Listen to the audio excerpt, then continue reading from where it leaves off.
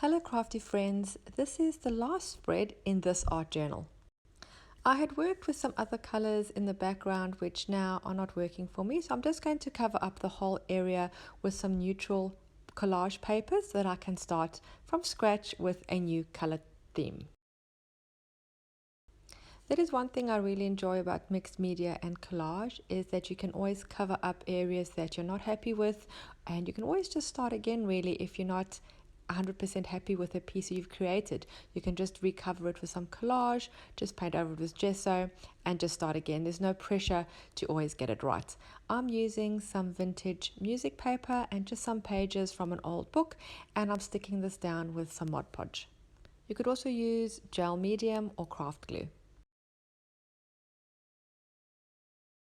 Again, with this one, I'm working intuitively. I do know what I want my focal point to be. It's a beautiful image that I found in a calendar, which I'll show you shortly. So I'm not quite sure yet what the background is going to look like. I'm just going to work with it and just see what works best with the picture I want to use. This one will be quite simplistic, not overcomplicated, but I do want the focal point to obviously be the center of attention and not get lost in the backgrounds. I would really love if you subscribed to my channel. I have lots of art journaling videos, junk journal videos, tutorials, making ephemera, the full deck challenge, a lot of content coming your way. Also click the little bell so you're notified every time I upload new content.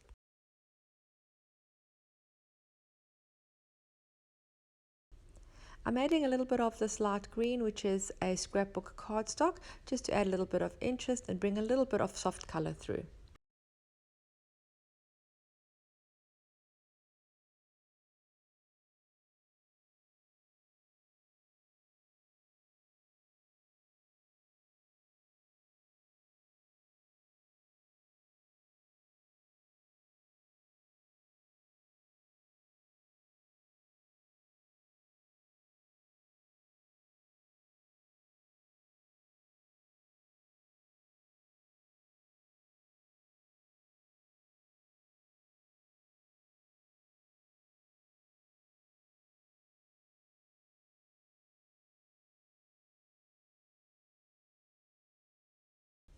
Once it's dry, I'm going to add some masking tape, just a regular masking tape you'd get from a hardware shop. I'm just adding some pieces here and there.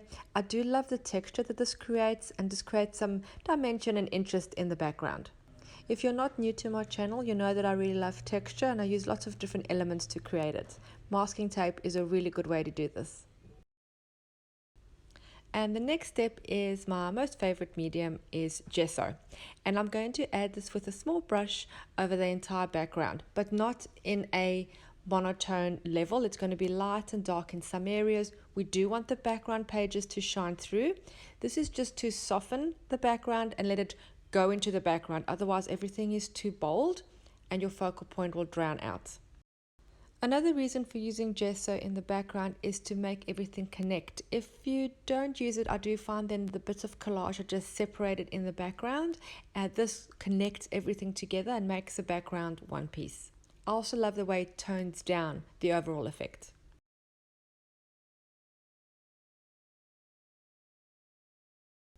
If you also leave some areas that are quite white and quite a bit thicker with gesso, this creates great contrast.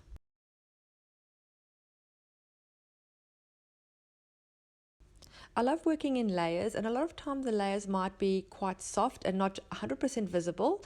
Like now I'm using a white Posca pen. I'm just doing some scribbles here and there over the page. You can't see this obviously very boldly, but it is there and it does shine through in bits, which I think adds additional interest. I'm now going to add some stamping with some black ink and a script stamp, just randomly here and there. I'm now going to add some texture paste through this script stencil. This stencil is available from Little Birdie Crafts. I will put a link below. There is a discount available if you purchase using my link. I love this stencil a lot. You can use it with sprays, or if you just sponge through some inks or acrylic paints. I love it with texture paste too. It's really different and soft and creates beautiful texture. The leftover texture paste on my palette knife, I'm just spreading over the other side of my spread. At the beginning of the year, I found this beautiful calendar at the $2 shop. It's just beautiful fairies. It's actually photographs of like models as fairies, and I really, really love them all. They've got beautiful poses and colors, and I really want to use this one in today's spread. So I'm just going to fussy cut her out and just see how we're going to place her on the background. While I'm thinking of how we're going to place her and what other elements we're going to add, I'm going to add some color. I've got a soft green called Sage. It's a Kaizercraft acrylic paint that I'm just going to water down and use over the texture paste I've used on the left. This will just enhance the stencil that I've used and bring a little bit of color so that the focal point can also pop off the page.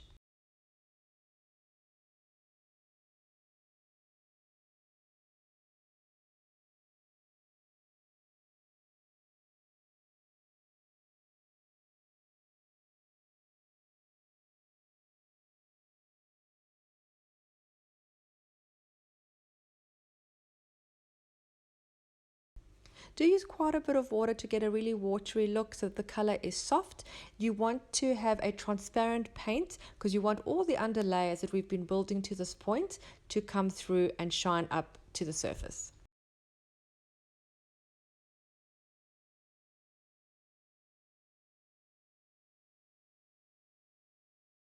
I wanted to try some mark making with a packing peanut. It's those little foamy bits that you get in boxes sometimes when you order things online, and I'm just pressing it into the acrylic paint and making some marks here and there.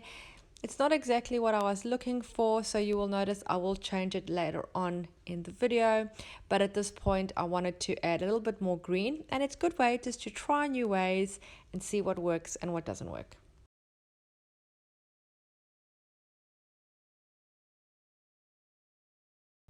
I then looked through some of my magazines to find any other elements that I could possibly use with my fairy, and I found this beautiful window with these beautiful orange flowers that I thought would work great. So I'm just tearing this off. I'm not cutting it neat. I'm only going to cut the actual window frame straight. Everything else is going to be torn so it can just sort of blend into the background.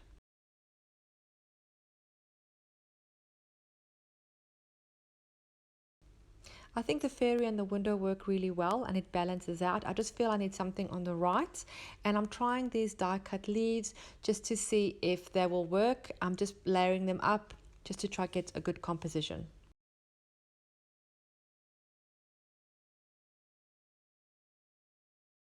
I'm not crazy about the leaves on the right hand side. I'm finding that it's too heavy and it detracts from the fairy. I'm going to take them off for now. I'm going to stick down my main elements and then see what we're going to do on the top right hand corner. I'm just using some Mod Podge to place down my window and my fairy.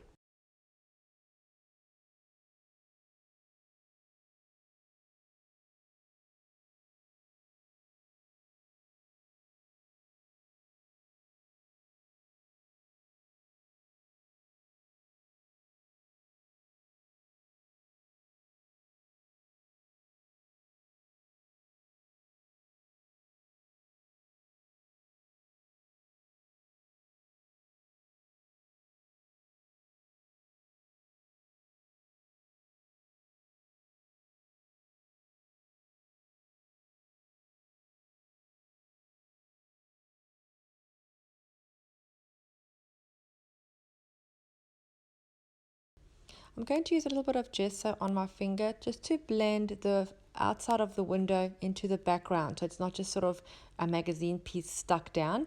It just sort of makes it blend into the other and makes it all uniform.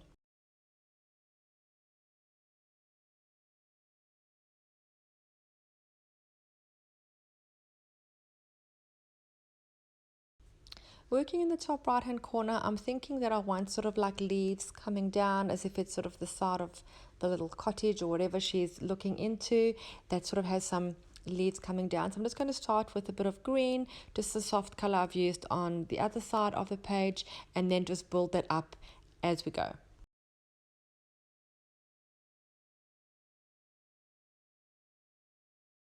For some contrast, I'm going to do some stamping with the white ink using the same script stamp.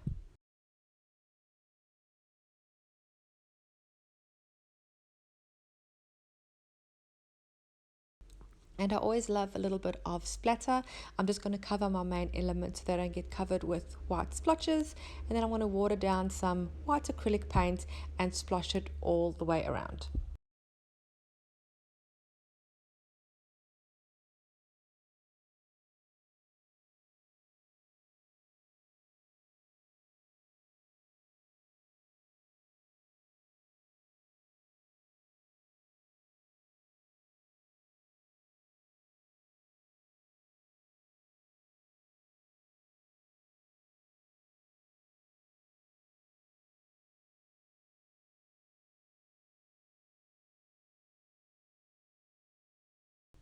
Just blending her wings in a little bit too, just to soften the look.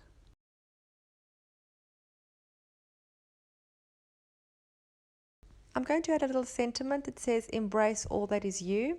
I love that sentiment, and I think it suits this picture really well. And I love the color, and it's got a gold writing on it, which I'm going to add some gold highlights, which will then contrast really well and make the whole thing shimmer and have a beautiful luster.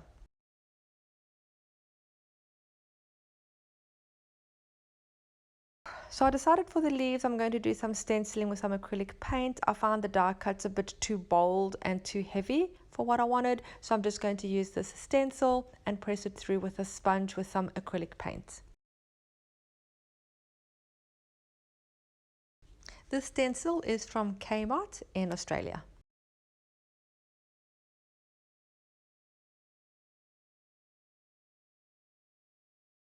I also have this leaf stencil which I got from the reject shop, and I'm going to do this one with some gold metallic paint. This gold metallic paint I have that is super metallic is actually from Big W, and it really works really well. It has a beautiful luster and is actually quite thick and works really good for making metallic look.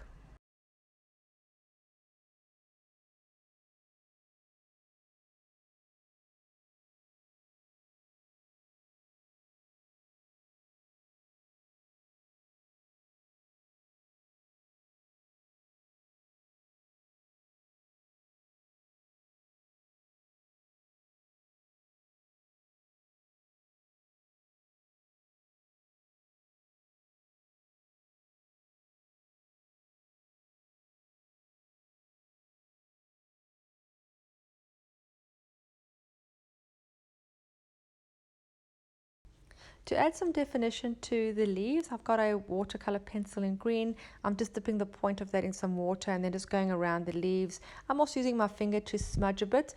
I don't want them all too defined. It's supposed to be like a blurry cluster of leaves. So just work roughly, trying to create a little bit of texture and making it look sort of like leaves that are hanging down off branches.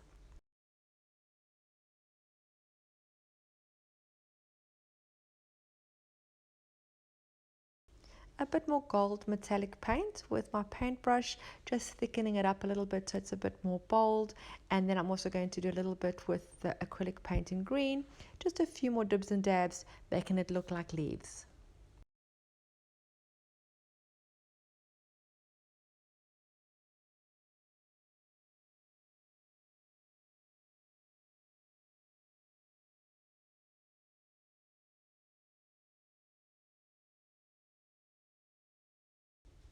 I'm going to extend the gold metallic throughout the page. I'm using it around my sentiment as well.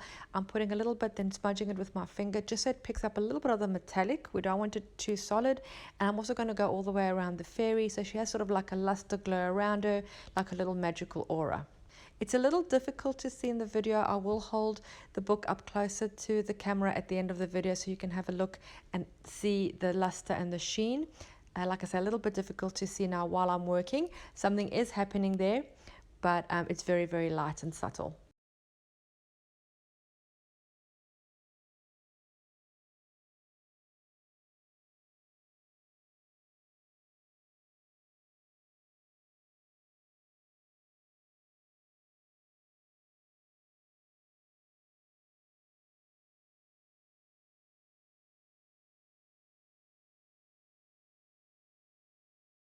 Here is a close-up of all the details of this spread so you can see all the texture and the beautiful metallic luster.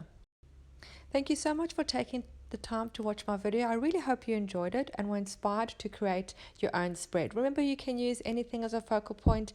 This is just a picture from a magazine and a calendar. Thank you so much again for watching. Don't forget to subscribe. I'll see you again soon. Bye.